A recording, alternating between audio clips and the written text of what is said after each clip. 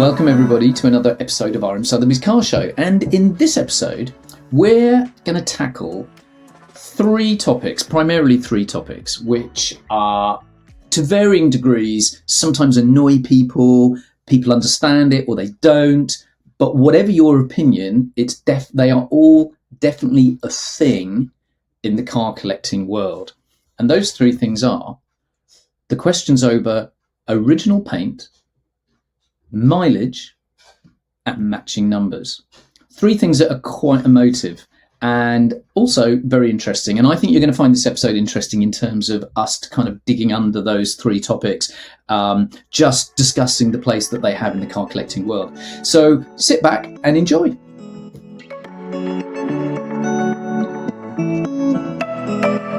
This season we've sort of been going down the route of tackling a few topics, and it very much comes off the back of us, you know, being in the office and thinking about all the things that really annoy us.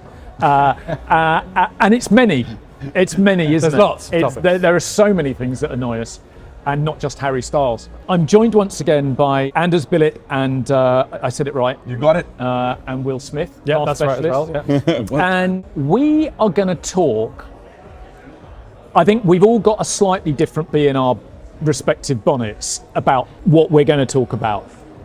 But matching numbers, original paint, and mileage. Three quite emotive topics, Yeah. which have become obsessions in this hobby, in this For market. some brands, might I add. Well, okay. But more so anyway for some brands than others. I think Yeah. it's a thing across the board, but I agree. Mainly the brands that recorded the engine numbers and the chassis numbers from the beginning. Those that didn't, Yeah, it's less of an issue. naturally, Yeah. Okay. by default. Yeah. But let's come on to matching numbers in a bit. Okay. Let's talk a little bit first about.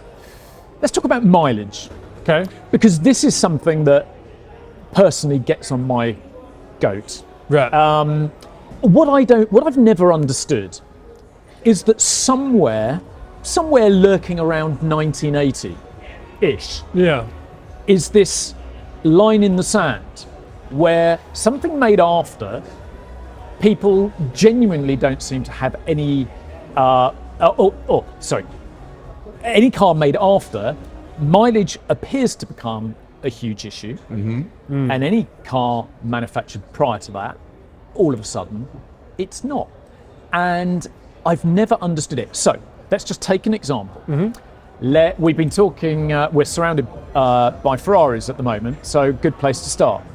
Why does it not matter how many miles a Daytona has done and whether it's had its engine rebuilt or had its engine rebuilt multiple times since 1971? Yeah. Why does that not really matter? And why? And in any case, you can't believe what's on the odometer anyway. Yeah. And why, by the time you get to an F40, why does the mileage suddenly become everything? I think you actually said it yourself. Because of Daytona, you can't believe what's on the odometer anyway. Well, can you on an F40? Well, maybe not, but there's maybe a perception that you can. I think it's. But sorry to interrupt. No, go. But even allowing for the possibility of clocking a car or not clocking a car. Yeah. No, and I know. Conceptually, people would not even, if I was buying a Daytona, asking how many miles is it? Well, you know, okay, so I've got a Boxer, haven't I? You're just looking for a good example. Yes. You don't. It doesn't really matter how many miles. No. I think there are several aspects to it, and I'm not necessarily saying whether that's right or wrong, but I just think there's several aspects to it. One is that the age of the car.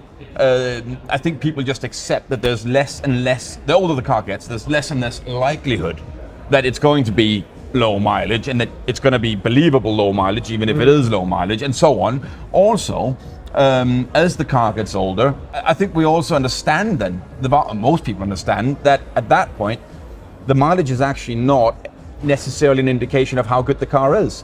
At that point, you start buying much more on condition. Whereas if you're buying something newer, let's say let's go even newer than the F4. Let's say you're looking at the 550 Maranello. That's sort of a modern day Daytona. Yeah.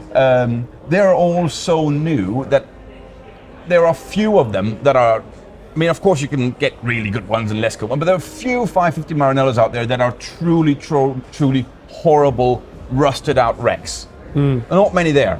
So when you're then looking at that, all those cars on the market and trying to choose one, condition doesn't really play that big a part in it. So what are you then going to look at? Mileage. Whereas now we shift our attention to the Daytona, and they're old and they've lived a life, and several of them have been restored at least once, twice, 3, 4, 5 times. Mileage, who cares? But how well was that restoration done? Who did it? How well was it documented?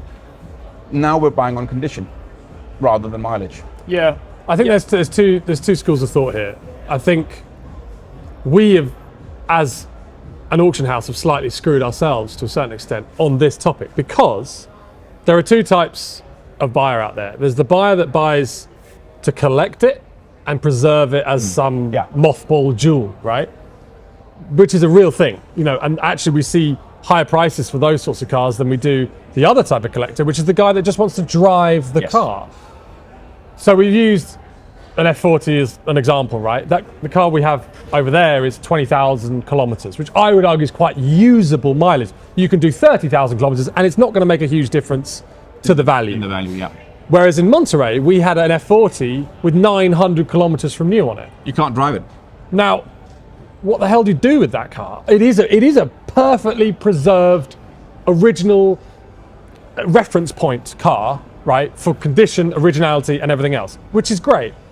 It's just though that the market and the fashion today is that car is worth more as an original, untouched thing than the car that's done 20,000 kilometers. Which only emphasizes the fact that you can't use it, because you then pay a premium for those 900 kilometers. If you then start using it, you've thrown your premium away.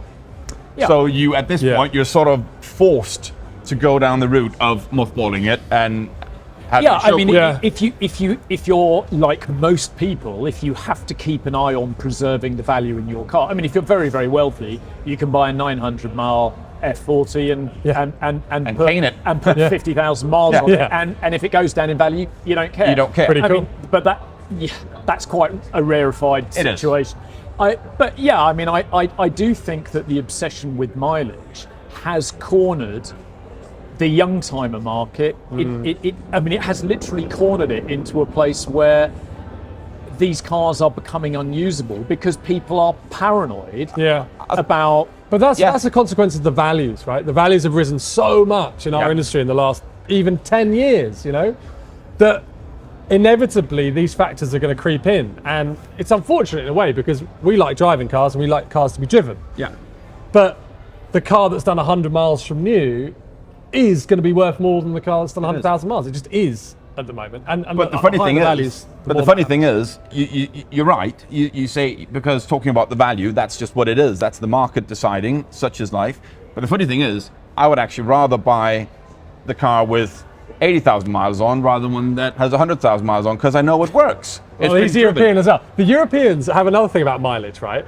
They are not scared about a 200,000, 300,000 kilometer car. Whereas it seems like in the UK, we have this weird thing where, like, if it gets towards 100, you've got to sell it. My beloved BMW 2002 has been to the moon and back. Yeah, it's done 340,000 kilometers, and I'm proud of it. And I actually strive to put on as many miles every summer as I can, because I want to reach 500,000 before I'm put into the grave. See, I need to do that with this car. There's a difference, isn't there? But I'll tell you what, is it a bad car? Well, the guy who's looking at a low mileage collector, he would never even consider my 2002.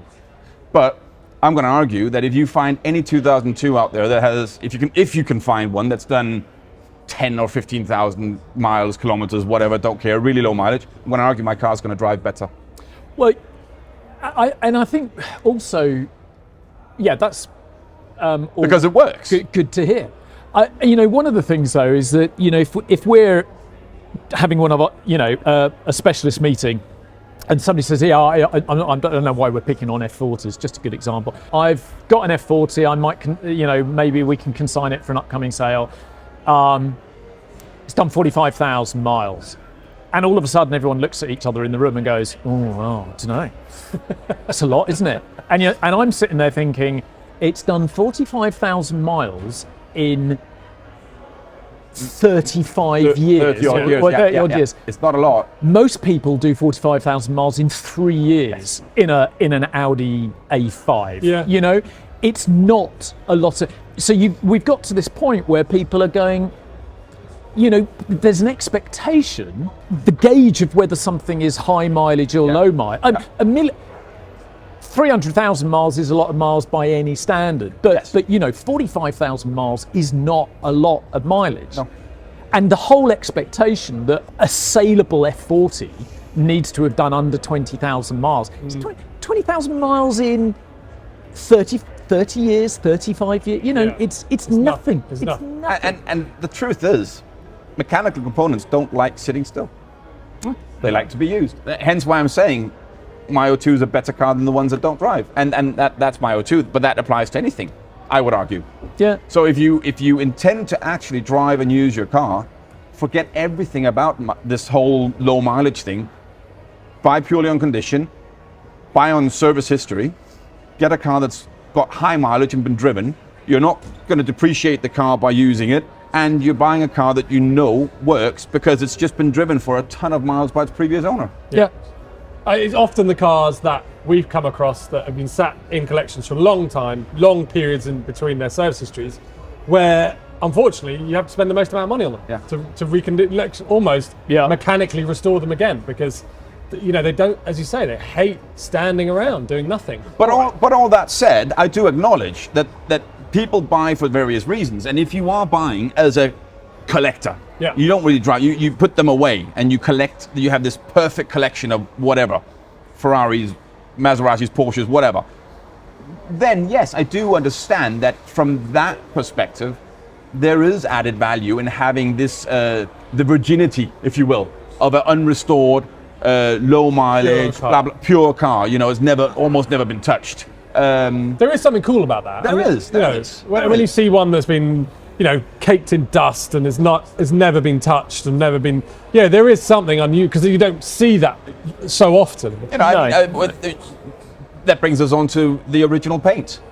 So does that matter? Well, it's kind of the same. It's kind of the same discussion, because if you're going to drive your car, it doesn't. Because I have a confession though. I have a confession. I personally, when I bought my last car, I hunted for one that had original paint, because it's not particularly classic old car. It's a modern classic, and it's a Ford Focus.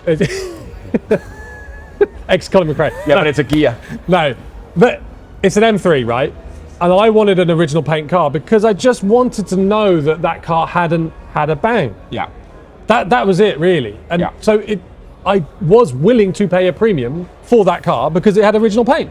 Yes. And that's what I wanted. And it's a bit weird and a bit snobby, and it doesn't apply to all cars, but original paint is a thing.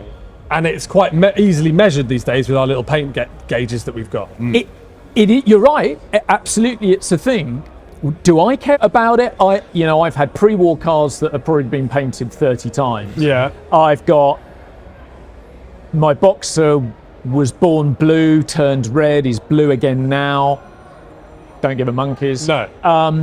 So, I get it with certain cars, cars with carbon weave body, and when you blow more paint onto it, all of a sudden you can't see the texture of the carbon. I think there are certain circumstances, but would I rather have a car with a really lovely paint job or a car with original paint? I think it depends very much on what you're buying the car for. The more you intend on driving it, the less the original paint probably matters.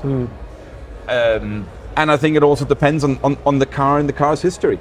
If you're buying into a one owner car, always maintained, preserved, full documented history, once you're going down that road, I would say, if you could then say, and they've maintained it beautifully for 40 years and it's the original paint with just one or two small scuffs, I think that adds value. I think it's cool. Yeah. Because it adds to that story that you're building around the car. Yeah. We all Yeah. like a good story. That's why we buy classic cars. It's Yeah, because yeah, of yeah. the history and the story of each car.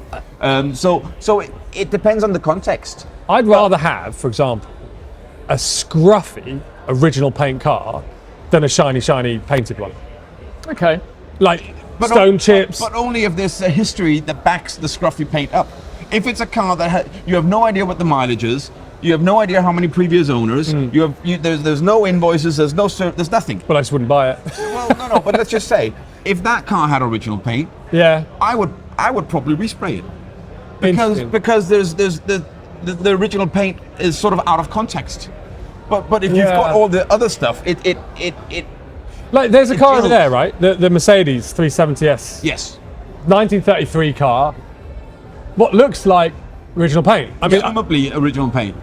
it looks like because Yeah. there's paint and then there's metal. Yeah. And there's rust. But I love that because it's just honest. It's honesty. Original paint to me It equals is honesty. You're right, but if you buy that car, are you leaving it like that? I Will would. Yeah, I would actually. I would control it, stabilize it, redo all the underside of the car, redo all the mechanicals, put it back as it is, and lacquer it as it is. Because But then it's not original anyway. no, it's not original, but Because the lacquer is not there from correct. factory. All right, no, all right, Mr. Pernickety, I hear you, I hear you. But it's about showing something that wears its history, Yeah. right? And I love that. I absolutely love, even if it's scruffy as But then I like that it. car does actually have quite a bit of history to back up the way it looks today. yeah. And that's what I'm saying. I think it needs to. It depends on the context. If it fits Yeah, into the course. history of the car, I think it's a charming and lovely thing, which does add value. Yeah. Rightly so. But then I think on other cars, like you, I wouldn't give a monkeys. I don't care. Don't get me wrong. I'm not a lover or condoning over restoration, and I mean, would I want a piece of 18th century furniture to look like it's had a life, or would I like it polished to look like it's brand new? No, of course not. You want it to look like a piece of 18th century furniture. Yeah. And I'm totally on board with that with cars, because we're all guilty of it. The market generally, people walking around with paint depth meters and I think the rear wing's been resprayed. Have you got yours on you, And it Probably do, Yeah. It's an essential tool for a specialist because Yeah. It is. the paint can hide, good paint can hide a plethora of issues can. underneath. Yeah. And we as specialists need to kind of know as much fact about a car as we possibly can. Yeah. So a paint reader for us is a really useful tool to just do that. On the topic of paint readers, yes. I mean, I will use mine as well, and I don't panic if I get a number that indicates this car has most likely been painted, if it's still a low number. But Yeah. where it's really relevant is if you get a massive number, it's just filler. What you don't want is filler. Overflow. Yeah. That's not a good reader to get. That's Then you've got filler on filler on filler on filler, and back off. This is not good. There was a time, right, and this has changed. This attitude towards paint has changed dramatically because there was a time that even if you had small amount of stone chips, you just respray the whole car. Yeah. That for a long time. Similarly, with Concours d'Elegance, the aim of the game was to have the shiniest, most perfect paint you could have on whatever car that And was, bright right? work and everything. And bright work, everything. And it still, to a certain extent, is. If you go to Pebble Beach and you see our restorations that RM restorations do, they are to the highest quality of paint and chrome you can imagine in your life. But increasingly, in the last 5 to 10 years, there has been this little growing number of community that go, Preservation class. preservation and originality is actually more interesting than shiny, perfect paint. No, absolutely. Yeah. Absolutely. Okay, so look, we've talked about paint, we've talked about mileage. So the other obsession in the market is matching numbers. How many times have we sat in meetings, as we did this morning, and go, oh yeah, but that, it's not matching numbers, and almost as if it's, oh, good Lord above. Just burn the car. Yeah. So I'm going to try to restrain myself on this topic, but I'm probably going to fail. So for the benefit of our listeners, when we talk about matching numbers, we're talking about The major components, so basically the engine block, the chassis, and occasionally, gearbox or Occasionally, but it's mostly chassis and engine block. At the very minimum, you would classify a matching numbers car as having the same engine block and the chassis and the engine, which were mated together the day it left the factory. Yes. Yeah. Now, if you were well, I wasn't exactly a child of the 80s, but I learnt to drive in the 80s. I was driving in the 80s, let's say. So, my first car was an MG Midget. Now, 1968 MG Midget. I put 2 engines in that car because, one would break. I'd go to a breaker's yard, find another one, then that would break. So that's just what everyone did, right? Yeah. And there are plenty of people who would have been running E-types over the last 40, 50 years. Porsche 911s, you name it. And nobody, you just do the sensible thing. Yeah. You're just like, okay, it's a lump of metal, it's a piece of metal, it's an engine, it's a bunch of moving parts bolted together. Let's get rid of that one and let's put a better one in. Yes. Yeah. Now, we can't do that anymore. Or people feel, you can on an MG Midget, we're talking about a $5,000 car. But why have we got to this point where we obsess about it? I think Value. And Values. I think I feel quite strongly about this topic, but even so, I'm going to start off by defending it a little bit because we need to understand where it started. And we spoke about mileage, we spoke about paint. It's about getting the unmolested original car. That's what we all want.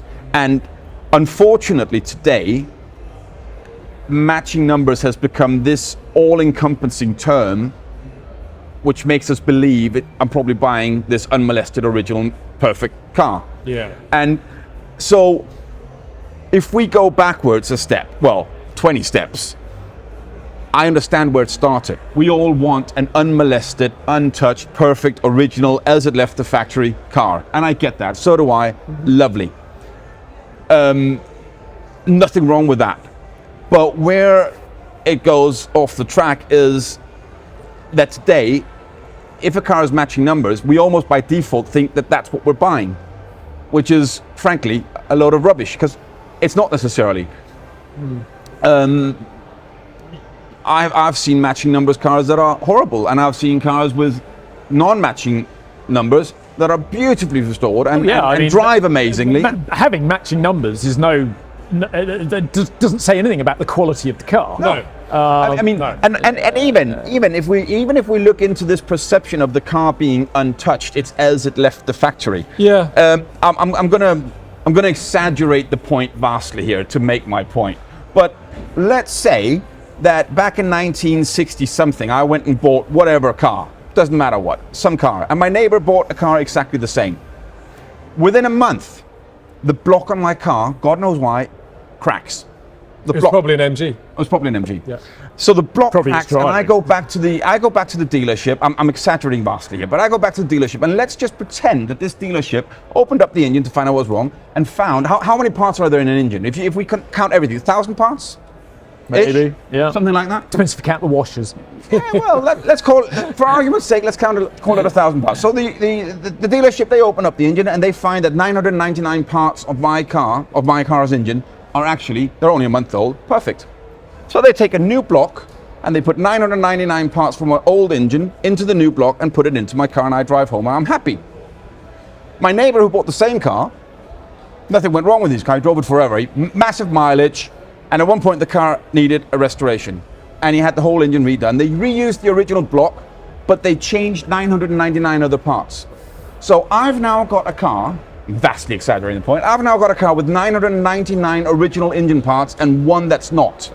My neighbor's got a car with one original engine part, the block, and 999 parts that are not original, and his car's going to be worth more, significantly more than mine. The market just thinks it's worth more. That's stupid. It is silly. Also, in our line of work, with particular brands, we have to be very, very careful. Particularly with Porsches. There's a lot of restamping. Particularly with E-types. There's a lot of restamping. There are more restamped E-type engine blocks than there are original engine blocks. Right. And it takes sometimes a really, really trained eye to and sometimes an X-ray machine. It's some lengths that people have to go to get to this, like actual conclusive proof that this is the original engine. And we have luckily we have lots of examples of this is how a 3 should look like on a 911 from 1965, because we know that one was original. So we have reference points, but it's still not easy because the restorers are getting better and better at restamping engines because they know it's worth more as the original matching numbers engine. And even if they're not restamped, I mean, at one point I was offered a piece of metal roughly that big with a number on. That happened to be cut out of a rusted out chassis on an E-Type. Yeah. And I was also offered the engine block. Those two bits could have built me what is perceived to be, and in many cases have, what is perceived to be a perfectly original, untouched, unmolested factory E-Type. It's a minefield. Like when it comes to Porsches and Ferraris and E-Types and things like that, you've got to be so bloody careful with ensuring that you've done your research. But at the same time, if you're not sure, then you should seek expertise. Yeah. And that's my main point of advice in this situation who's worried about that. I understand that, and the reason why everything you've just said is interesting and valid is because we have built this obsession with matching numbers. Yeah. Because you wouldn't have all of this fakery going on if it didn't matter the way that it matters. And I suppose the issue is, why does it matter? Well, so much. I still think, coming back to what I said, I think it's because we want the originality. Now let's say that you, with a matching numbers car, could somehow prove beyond a shadow of a doubt that this engine has never ever been opened. You know, we've serviced it. It's had filters and oil, and it's had spark plugs, but we've never opened it. Let's say you could document that somehow. I would buy into that. I understand. I would pay a premium for that because that is the unmolested original car. It's like it left the factory in 19-something. I think there's a charm and a value to that. I get it, but the problem is that we're probably all a little bit too shallow. So rather than actually going in and documenting something like this, I myself included, but rather than actually bothering to document situations like cars like that properly, we've just decided that if it's matching numbers, it's amazing, and if it's not, then it's horrible. Yeah. Although there is one exception to this rule, or like one brand, right? This is the exception to this rule: Alfa Romeo. They didn't document the numbers. They gave you ranges of like, okay, this slots within this range for this model year. But for some reason, no one gives two hoots about whether or not your Alfa Romeo engine is original or not. Yeah. It's just not. Maybe it's a value thing, maybe because they're not as high value as Ferraris or Porsches, but in Alfa Romeo world, if you had a 1300 and it's got a 2 litre in it now, everyone goes, great, I bet it drives really well. And you're like, yeah, it drives really well. I mean, I do have a 1300 and it still has a 1300 and people go, really? Yeah. Why haven't you put a 2 litre in it? And it's just a completely different mentality. So it doesn't apply to all brands. No. And I think also, luckily, most people have accepted that race cars, matching numbers is not a thing. Yeah, but it's largely. But you know that in its because most race cars are like Trigger's broom, aren't they? You know, my old Lotus Climax, an original Coventry Climax alloy block from the 50s.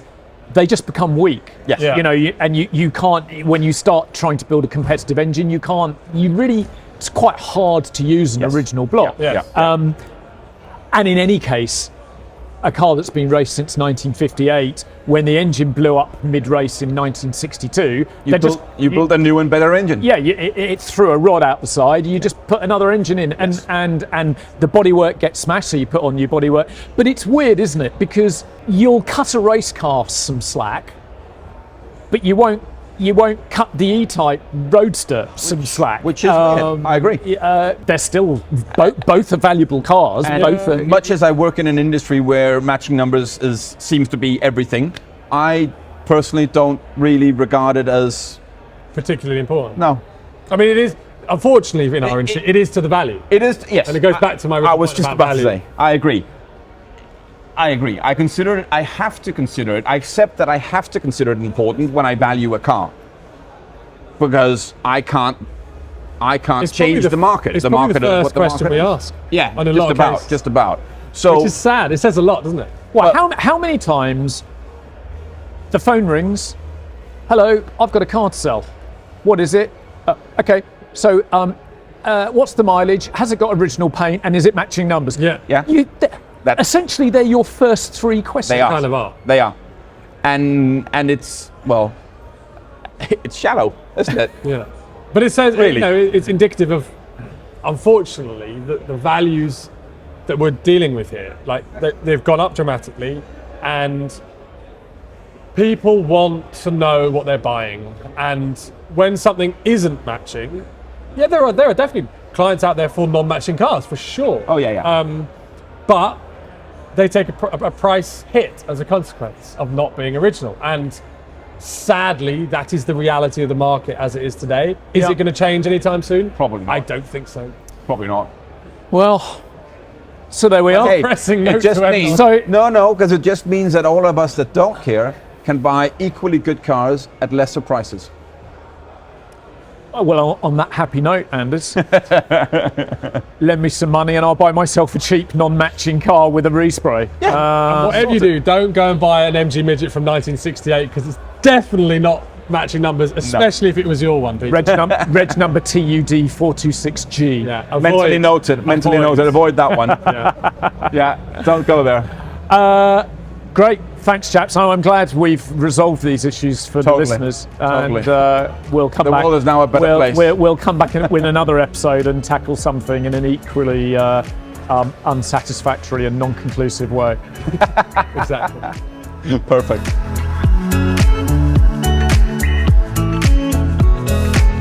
Thank you for joining us. I hope you enjoyed that chat, and I hope it's perhaps resolved some of these topics in your heads in terms of where you stand on those particular things. It probably hasn't resolved anything at all, has it? But I hope you enjoyed it nevertheless. Thank you for joining us. We're going to take a break now because I'm recording this just about a week out from Christmas. So I hope you have a great Christmas, and please join us again in the new year.